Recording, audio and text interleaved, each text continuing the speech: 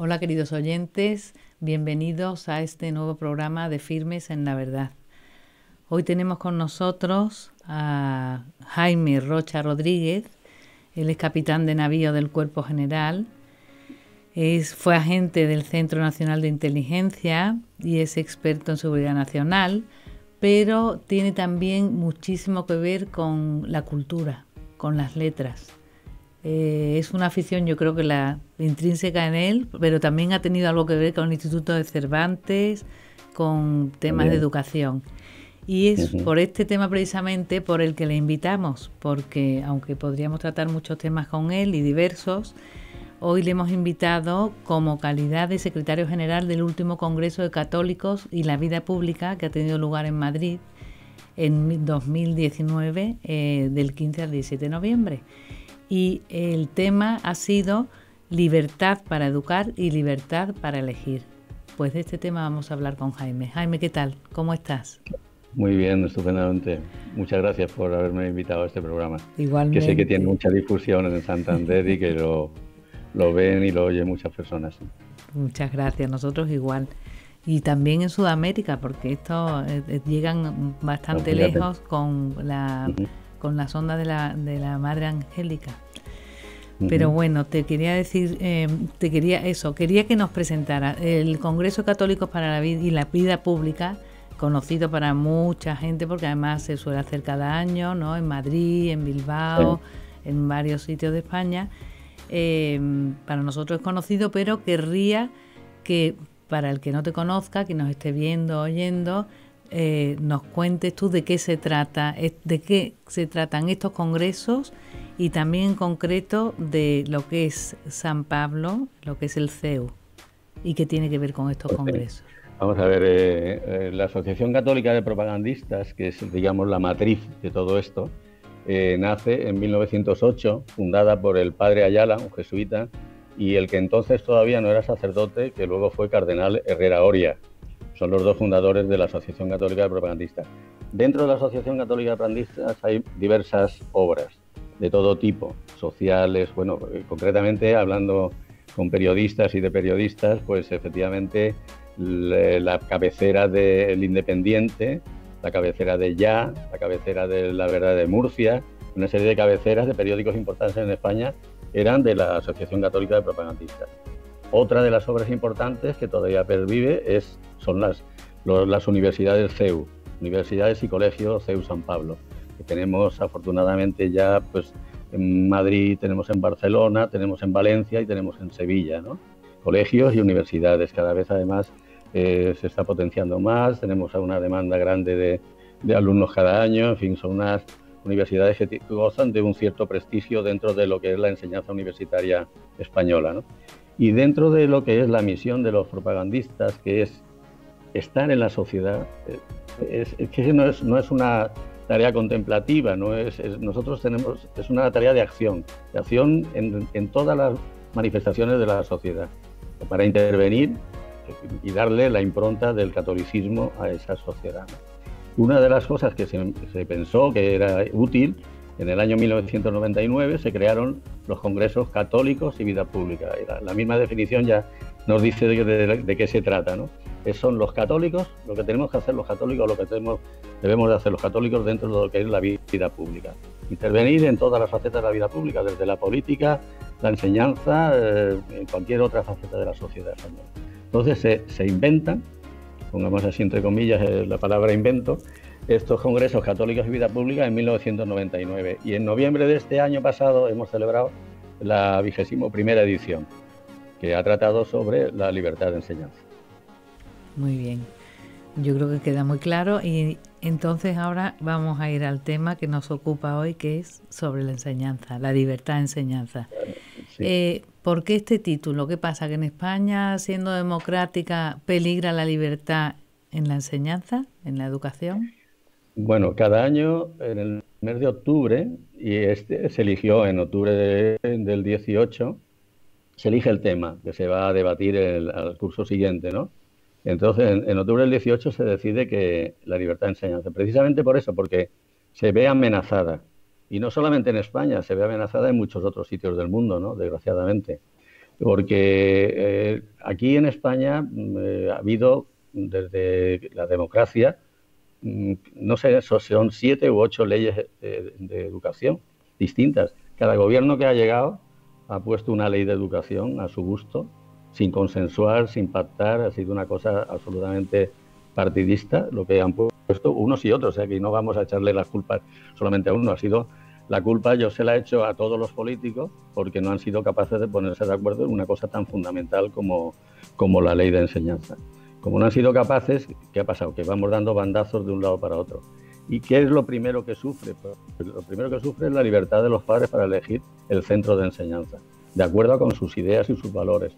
Y eso se resiente, y se resiente de una manera espantosa, y lo estamos viviendo, y hablaremos de eso. Pero la inquietud por conseguir que esa libertad de enseñanza además es que nuestra Constitución del 78, su artículo 27, lo dice claramente, existe en España legalmente la libertad de enseñanza. Cada padre debe poder llevar a sus hijos al centro que considere oportuno. Esa libertad existe, y esa libertad tiene que garantizarla los gobiernos de turno. Hasta ahora no ha sido así, y nosotros luchamos porque sí lo sea. Bueno, por lo que estás planteando, dices que el gobierno que llega, podríamos decir que impone, ¿no? Una forma de educar. Y entonces no todo el mundo está enterado de esta falta de libertad, porque impone una ideología, parece que se está imponiendo cada vez más, ¿no? Como lo tenemos. Evidentemente. Después también quita otra serie de cosas muy importantes para el hombre, que es, por ejemplo, clases de filosofía. Parece que eso ya no importa, que quieren personas manipulables, ¿no? Pero esto es conocido por todo el mundo, porque la gente de a pie, yo creo, la mayoría piensa que tiene un instituto al lado, que no tiene que pagar, que es lo que en su vida le importa. En su alcance, a lo mejor son hijos que van a poder ser educados y ellos a lo mejor no han podido estudiar, ¿no? Y entonces, pues eso se percibe también por todo el mundo, y también quizá en ignorancia piensan que si imponen una serie de asignaturas será porque hacen falta para los tiempos de hoy. Bueno, ahí has dicho una cosa muy importante. Las sociedades que no están formadas, que no están educadas, son muy manipulables. Y lo que hay que pretender precisamente es lo contrario, ¿no? Que cada uno tenga su criterio, que cada uno a través de su formación a lo largo de su juventud, y cuando va pues a los colegios y luego vas a las universidades o formación profesional, en fin, cada uno la trayectoria personal que tenga, pero que vaya adquiriendo en todo ese trayecto, vaya adquiriendo una formación que le haga llegar a unas conclusiones y llegar a unas ideas, ¿no? Todo el mundo tiende a tener ideas de las que sean, ¿no? Que no se vive sin ideas. El ser humano, uno de los componentes fundamentales del ser humano es la capacidad de pensar, la capacidad de discernir, la capacidad de tener ideas, ¿no? Pues eso no se le puede negar a nadie. Entonces a todo el mundo hay que dar una formación. ¿Y qué formación es la que sería más acorde con el criterio de los padres? Que al final es que los padres somos los responsables de la educación de nuestros hijos. Claro. Tengamos la ideología que tengamos, nosotros somos los responsables finales de la educación de nuestros hijos. Nosotros no podemos prescindir de esa faceta tan importante de nuestra vida, ¿no? Para eso traemos hijos al mundo, para formarlos como personas y darles unos valores. Entonces, cada uno en el ideal que tenga de la persona humana debe tener derecho a formar a sus hijos en ese ideal. Y entonces tendría que tener un abanico de posibilidades para que cada uno llevara a su hijo a... Claro, si la gente no tiene criterios claros sobre lo que es la educación, evidentemente se conforma con que su hijo vaya a un centro donde no tenga que pagar nada, y si con eso ya llegamos, pues mira, la verdad es que eso dice muy poco de la sociedad que tenemos, ¿no? Entonces, por eso es nuestra lucha, ¿no? Para que todo el mundo tiene derecho a formarse a formar a sus hijos de la forma que él piensa que debe formarlos, ¿no? Y unos serán a lo mejor en unas ideas que nosotros, o que a mí personalmente no me convenzan, pero que son las suyas, y que tiene derecho a que esas ideas pues fructifiquen en sus hijos, ¿no? Nosotros los católicos, y yo agradezco a mis padres muchísimo, que a mí me llevaron siempre a centros de enseñanza católicos, y yo creo que he adquirido unos valores que para mí han sido fundamentales a lo largo de toda mi vida y que he intentado transmitir también a mis hijos, ¿no? Y yo estoy muy contento y bueno, y era una época todavía más difícil que ahora, ¿eh? Porque era la posguerra y bueno, pues allí, en fin, las cosas no estaban nada fáciles, sobre todo en el aspecto económico y tal, había muchísimas dificultades. Sin embargo, ellos hicieron el sacrificio de llevarme a mí a centros de enseñanza católico y eso lo agradezco eternamente. Y que es lógico lo que dices, claro, porque además es la consecuencia, es decir, de tu educación acorde con la educación que te daban tus padres en el colegio, claro, y en casa. Entonces eso une, claro, suma. Pero entonces, hoy día, ¿en qué aspectos crees que se está perdiendo esa libertad? ¿Qué pasa? ¿No podemos ir a los colegios que queremos de verdad? ¿Por qué? Bueno, hay un factor económico y social, ¿no?, que condiciona mucho.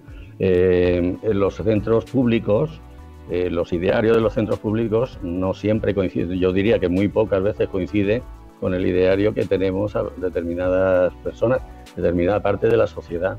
Y si quieres entramos también en el debate de la enseñanza de la religión católica, ¿no? Es un debate que está ahí encima de la mesa, que continuamente se está hablando de él, que nos niegan el pan y la sal. Sin embargo, cuando hacen estadísticas de la demanda que hay de enseñanza religiosa, resulta que el 70% de los niños de primaria piden la religión católica como asignatura. 70%. Si estamos en una democracia, tenemos que hacer lo que una mayoría cualificada solicita, y en este caso concreto, pero es que son estadísticas que no las hace la Iglesia Católica, que son estadísticas del Ministerio de Educación, y que te dice que el 70% de los niños piden la asignatura de religión católica. Bueno, pues por algo será, ¿no? Si hay esa demanda, el gobierno está en la obligación de facilitar eso, ¿no? Entonces, bueno, aquí se hace lo que quiere una mayoría. Por ejemplo, si hubiera mucha demanda de enseñanza de la religión, que te digo yo, pues musulmana, pongamos por ejemplo, te aseguro que el gobierno tendría la obligación de cubrir esa demanda, pero exactamente igual. En eso consiste la libertad, que cada uno demanda lo que le gusta, y si hay una mayoría que demanda una cosa, el gobierno está en la obligación de facilitarlo. Bueno, esas de clases de musulmanes ya existen en algunos, no muchos, sí, pero sí existen en partes de España. Sí. Uh-huh. Entonces, para los padres que tienen ese derecho para educar a sus hijos, ¿en qué se quebranta esa libertad? ¿Cómo puede el gobierno imponerse en los centros educativos contra esa libertad que tendría que estar salvaguardada para los padres en la Constitución de España?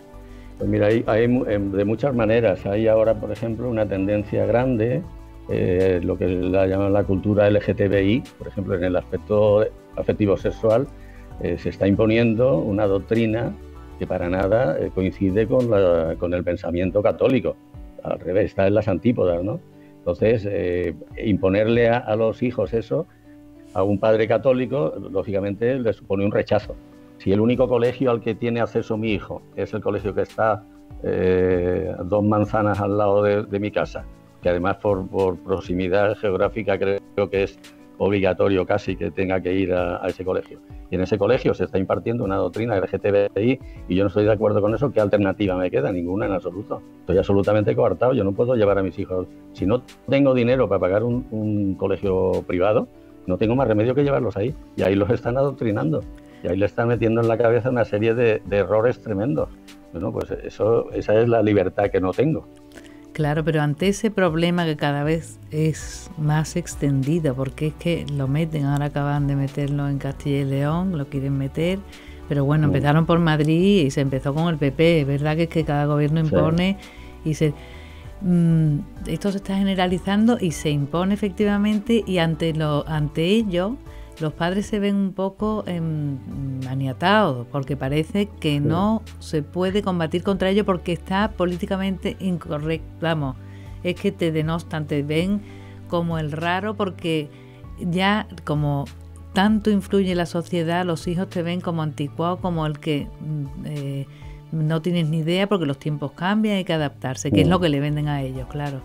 Entonces, para unos padres que tengan estos problemas, ¿qué pueden hacer? Es que las batallas estas no se ganan individualmente, hay que asociarse. Y hay asociaciones de padres católicos que unidos tienen mucha fuerza porque tienen la ley de su parte. Hay un artículo, el 27 de la Constitución española, que les da la razón, y eso lo tienen que conseguir, esa batalla hay que conseguirla. Uno de los objetivos de los congresos es precisamente despertar esas conciencias, ¿no? Y animar a que den la batalla y que luchen por lo suyo, por lo que creen. Y eso solamente se puede conseguir de una forma asociativa. Hay que acudir a asociaciones. No se puede, como oyes de vez en cuando en Cataluña, ¿no? Que un padre protesta porque al hijo en el colegio... Ayer oía yo una noticia que es desesperanzadora, unas encuestas en colegios en Cataluña donde les están preguntando a los niños cómo piensan ideológicamente, cómo piensan sus padres. O sea, es un adoctrinamiento brutal en el tema político sobre Cataluña, la independencia y tal y cual. Y les decían a los niños de 12 años, cuando alguno se negaba a contestar a la encuesta, le decían que hasta que no terminara la encuesta no se levantara del pupitre para ir al colegio, ni al recreo, ni para ir a ningún sitio. O sea, les estaban obligando a hacer las encuestas. Claro, el niño que se atreva a poner en esa encuesta una cosa que vaya en contra de lo que quieren que ponga los profesores que se lo están imponiendo, ese está listo, claro. Claro, esas batallas sería una heroicidad por parte de ese niño manifestarse de esa forma. No podemos obligar a esos niños, ni siquiera a los padres de ese niño, a manifestarse en contra, ir al colegio, protestar, porque además no le van a hacer ningún caso, está clarísimo, pero sí unas asociaciones que sean numerosas, naturalmente, hemos dicho, estamos en una democracia y que el número es importante, entonces como la demanda es importante, las asociaciones tendrían que estar compuestas por un número importante de personas que luchen por eso. Pero lo que hay que hacer es no mirar para otro lado, sino enfrentarse a los problemas y abarcarlos, ¿no? Claro, ahí desde luego me imagino que habrá asociaciones, no sé si conoces alguna en concreto, pero sí ha habido desde hace tiempo esta lucha, sí. Pero aún así se van imponiendo porque como ellos utilizan armas diferentes, bueno, pues lo imponen. Pero en cada comunicación, sí, en cada comunidad autónoma los padres pueden buscar asociaciones o conoces alguna para. Sí, los hay, si las hay y si no las hay, que yo creo que las hay en todas las comunidades, pero si no las hay, no es tan difícil constituir una sociedad de ese tipo, una asociación de ese tipo. O sea, que eso yo los animo. Ya te digo que una de las razones de nuestros congresos es precisamente despertar esas conciencias que muchas veces miran para otro lado, se conforman y tal, pensando que están solos, y no están solos. Hay muchos que están pasando por la misma situación. Lo que tienen que hacer es unirse y luchar juntos. Y como tú antes has dicho, como laicos y católicos, es quizá una obligación lo que tenemos, que nos corresponde a nosotros hoy, en la sociedad de hoy, hacer, ¿no? El unirnos para luchar, para dar ese testimonio y esa lucha que nos toca en esta sociedad, porque la sociedad va cambiando y todo hay que ser valiente para ir en contra de corriente, ¿no? Porque desde luego no va a ser fácil. Yo tengo bastante participación en medios de comunicación, como he comentado antes, y una de las razones es porque precisamente quiero hacer valer mis puntos de vista sobre todas estas cuestiones. Sí, no hay que nada de arredrarse ni amedrentarse. No. Hay que seguir porque no hay más remedio que aunque nos toque estos tiempos, pues bueno, pues será, sí. Pues sí, no pasa nada, no, lo que no tenemos que escondernos. Y efectivamente. Aparte de, bueno, por supuesto, en la religión también, yo creo que ahora en la actualidad, con este cambio que hemos tenido de gobierno, quizá vuelva a salir a la palestra, ¿no? Las clases de religión. Y ya está saliendo. Hoy en un programa de televisión esta mañana he visto un debate sobre eso y, bueno, en los que participaban, bueno, afortunadamente había de las dos tendencias, ¿no? Y cada uno defendía su postura, pero es un tema que está saliendo y además se dio una circunstancia feliz, entre comillas, al congreso que tuvimos en noviembre, porque solamente 3 días antes la ministra de Educación, la señora Celaá, que ha repetido, ha vuelto a jurar el cargo, bueno, pues hizo unas manifestaciones en las que interpretaba a su modo el artículo 27 de la Constitución, diciendo que bueno, eso que dice ahí de que todos tienen derecho a la educación, que bueno, que en fin, que todos, pero que no sé qué, pero matizando un tema que no es matizable, que es clarísimo, y es que todos los españoles tenemos derecho a la educación. Entonces, ahí no caben interpretaciones por esta señorita. Bueno, eso, como salió en la prensa y tal, y a los 3 días tuvimos el Congreso, bueno, pues naturalmente en el Congreso se habló muchísimo de eso. Y hubo un debate político donde participaron representantes del PSOE, PP, Ciudadanos y Vox. No vino nadie de Podemos, aunque se les invitó, pero bueno, fueron esos 4. Y claro, el único que defendía allí a la ministra era el de PSOE, ¿no? Y el hombre, la verdad es que lo hizo bien, porque él efectivamente reconoció que el artículo 27 es un artículo clarísimo, que no tal, pero luego empezó a darle vueltas a las manifestaciones de la ministra, como disculpándola un poco de no sé cuánto, de la disponibilidad económica, que muchas veces no se pueden atender por no tener esa disponibilidad económica, muchas veces no se pueden satisfacer las necesidades de todo el mundo, y entonces hay que un poquito que más o menos seleccionar, bueno, no sé, una cosita así un poquito tal para salir del paso, pero fue muy interesante, y a nosotros como congresistas, pues nos vino muy bien esas manifestaciones para que todo el mundo sepa de lo y que se estamos entere hablando, del ¿no? artículo 27, Claro, claro. claro, claro. Nos quedan 5 minutos. Me gustaría que un poco Bueno. resumieras, si te parece, los puntos claves en los que en el Congreso tuvisteis las conclusiones. Así, lo que Pues tú mira, veas sí. más relevante para que nos sirva a los ciudadanos de a pie. Yo, si me lo permites, leeré. Ha habido un manifiesto final. Este manifiesto, que se hace en todos los congresos, se envía luego bueno, en este caso concreto, a toda la comunidad educativa española, los políticos que están involucrados en el área de educación, en fin, se difunde al máximo el manifiesto. Y ese manifiesto termina con una frase que, si me permites, la leo, Sí, claro, como punto final y como colofón de esto. Dice así, que en conclusión del manifiesto, dice: la libertad de educación, reconocida en el artículo 27 de la Constitución, es un derecho que corresponde a todos, y a todos nos corresponde defenderlo. Quienes debemos garantizar y defender la libertad de enseñanza somos los ciudadanos. Es de lo que venimos hablando toda la tarde, es que es así. No vale ponerse de perfil, hay que ponerse de frente y abordar los problemas y solucionarlos. Asociarse, porque las luchas individuales no llegan a ningún sitio, ¿no? Pero yo animaría a todos los padres que sientan esa inquietud, que se asocien, que se animen, y que la ley nos ampara y tenemos que luchar por los derechos de nuestros hijos, ¿no? Muy bien. Y por otra parte, en el Congreso, las personas que llevasteis, los invitados eran personas muy relevantes. Sí. Y bueno, que no es cualquier persona que se pone a opinar, sino personas que han sido estudiosas. Efectivamente. Sí. Nosotros en todos los congresos participan personas muy preparadas. Traemos de donde haga falta. En este caso concreto, pues han venido de Italia, ya han venido bueno, había invitado nada menos que el vicepresidente del gobierno de Italia, de Polonia, y al final no pudo venir. Estuvo el cardenal Sadat también. En fin, siempre traemos personas muy relevantes en el campo educativo, ¿no? Vamos, en este caso en el campo educativo. En otro momento, y ya adelanto una noticia, el año que viene el tema es la vida. Ah, qué bonito. La vida, bien, sí, la vida. Fíjate tú, qué interesante, ¿no? También ahora con esto de la eutanasia y el aborto y tal, tan importante, ¿no? Este tema. Pues el tema que se ha decidido ya para el año que viene es la vida. Muy y bien. También espero que sea un congreso muy interesante, ¿no? Y como ves, abordamos temas de actualidad, no abordamos cosas del pasado, no nos remontamos a nada de la historia, ¿no? Sino que estamos en el día a día, estamos en la sociedad de hoy. De actualidad, de forma valiente, porque ya veo que a pesar de la eutanasia, del aborto, vosotros la vida, buscando la verdad, ¿no? Para esclarecerla y darla así como católicos, sí, claro.